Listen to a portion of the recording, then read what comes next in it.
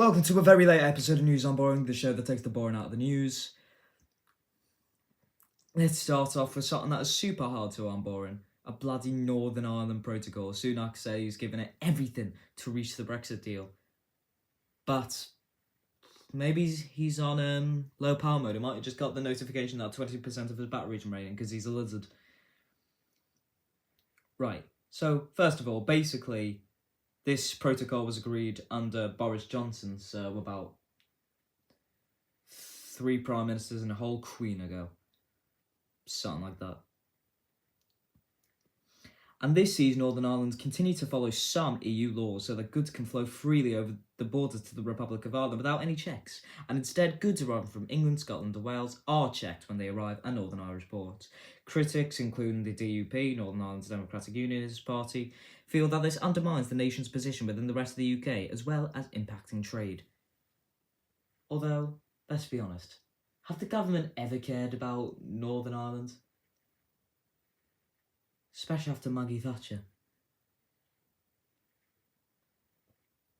Anyway, the DUP, which also wants less EU oversight of the rules, is currently blocking the formation of devolved government in Northern Ireland because of its concerns.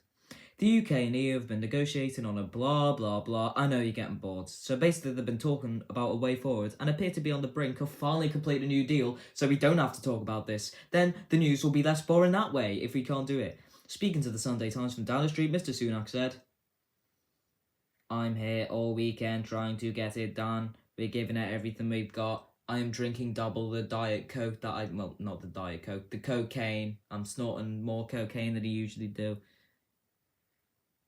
Because it's definitely not Coca-Cola he's addicted to. And he said he wanted to show that Brexit works for every part of the United Kingdom, continuing with his unfinished business on Brexit, and he wants to get the job done. He also said that the idea that the EU can impose laws on Northern Ireland without them having any say isn't acceptable, and is obviously just not good for democracy because it's not democratic.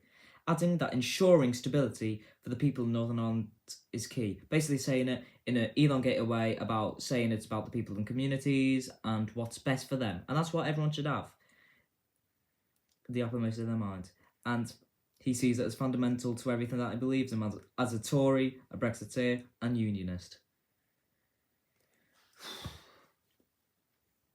So, yeah, there you go.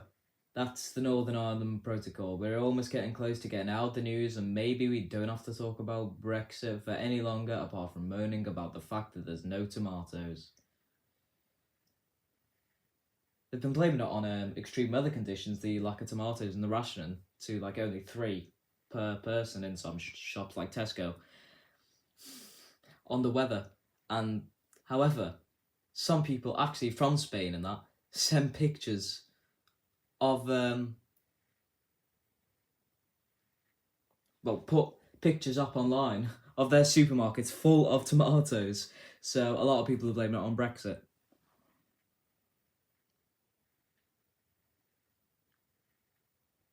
So yeah, Dominic Raab also added, "Not there yet, but we're getting there." In other news, it's been a whole year since the Ukraine war. What was meant to be over in a week. But you do worry more when it's going to end, how it's going to end.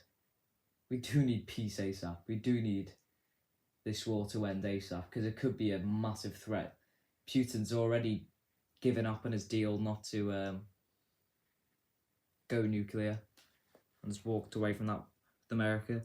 And you look at it and think, this is the Cold War 2 might start. And if there's a nuke thrown in Ukraine, it's World War 3. I'm almost certain of that because then the US will be involved. I buy it, and that's basically World War 3 in itself. Two of the biggest armies, going to get everyone else involved. Chances are to defeat the Russians, full-blown nuclear war, and in my eyes, we will go extinct. So I think, basically, if there's a nuke thrown in Ukraine, that could be the end of the human race. But more positively, Banksy has created a stamp of basically them wrestling Putin to the ground, which they sort of have done. They have embarrassed them. They've run out of some weapons made in Iran. But, you know,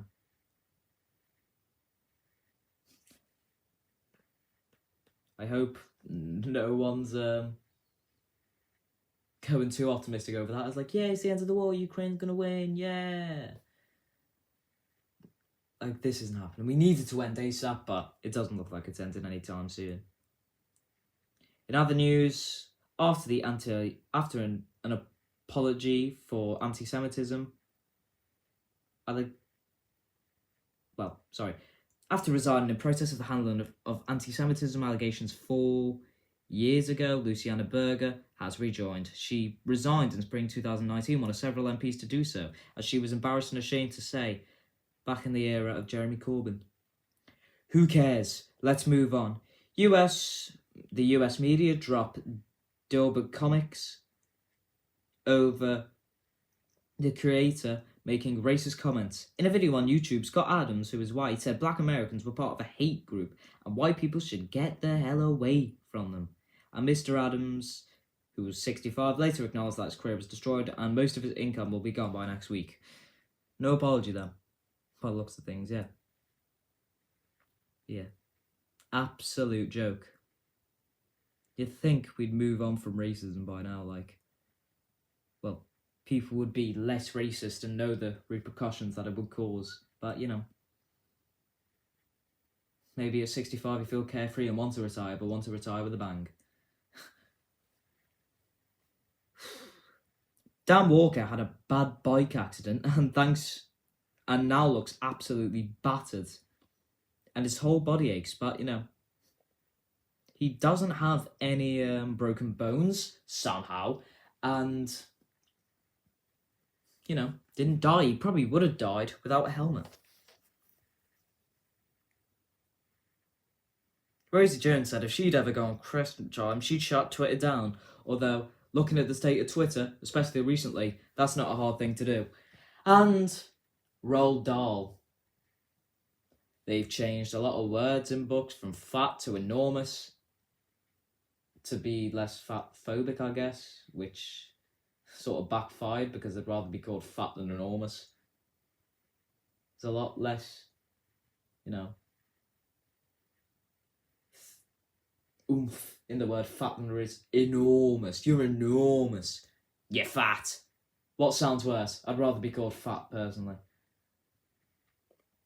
They've changed tractors to be colourblind instead of black.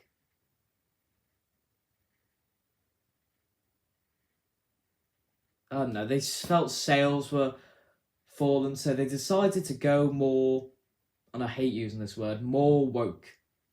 And yeah, it's stupid. The book creator obviously didn't agree to it, because he's been dead for 30 years, and yeah. Thankfully, they've kept it in their original print, as they should, because they shouldn't change it whatsoever. Just in terms of history. You're not going to... A lot of history's probably already been written by rewritten and falsified due to some bullshit propaganda. Now that we can control it, let's not add Roald Dahl's fucking books to the list. It's a joke. They changed the name of the Oompa Loompas twice. At least the first one, it was changed from African tribe to Lumpaland, which, yeah, fair enough, African tribe is a little bit racist. But, I think everyone knows that Roald Dahl was a racist by this point. And if you don't, then Jesus Christ, look at yourself. Look at yourself. Look at his old comics. Look at his old, short stories. I'm pretty sure a lot of them, highly racist and misogynistic. Everyone knows that he's a little bit of a racist, a little bit of a misogynist. But at least he agreed to that change. That change and for that reason, that change is reasonable. But now that he's dead, his book shouldn't be altered in any way. And of course, Shamima Begum was rejected from getting back her British citizenship. Her legal team said she would appeal. And I can sort of see both sides. On one hand, why would you want to bring a terrorist back? On the other hand, why wouldn't you want to try and imprison someone who comes from your own country? On one hand, surely she knew that terrorism was wrong, no matter how much she was radicalized, and you'd think you'd still have somewhat of a voice of reason. On one hand, she was trafficked, and that usually doesn't actually happen, even though it makes sense if it does. On one hand, she's a piece of shit and doesn't deserve human rights. On the other hand, to not bring her back is a breach of human rights because she's stateless, and to be stateless is a breach of human rights. Although she's in a detention centre in the Middle East, I doubt they really care. So I can see both sides of the story.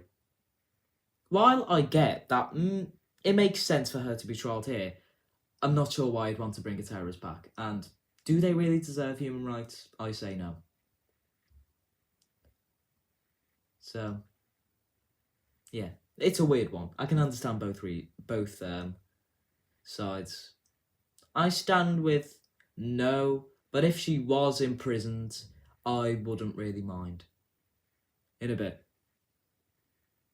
Make sure your news isn't boring. Just one last thing. Transgender women have been barred from prisons if they did violent or sexual crimes, especially towards actual women.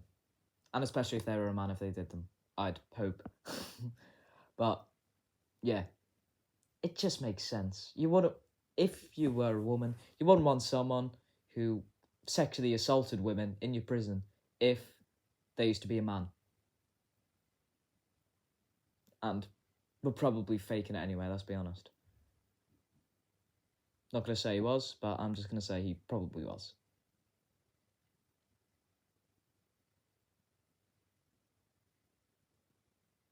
It's just common sense in my eyes, really. Someone who used to be a man, who's a threat to women, should be in a women's prison. That's simple. Bam. Bye.